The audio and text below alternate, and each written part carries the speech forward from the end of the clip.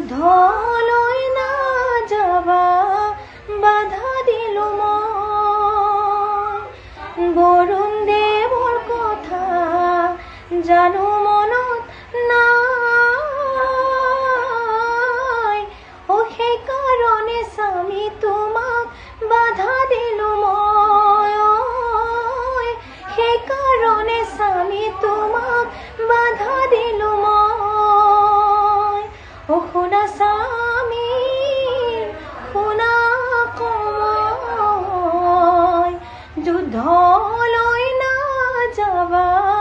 বাধা দিলো মই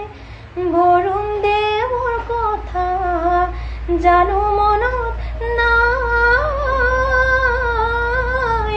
সেইকাৰণে স্বামী তোমাক বাধা দিলো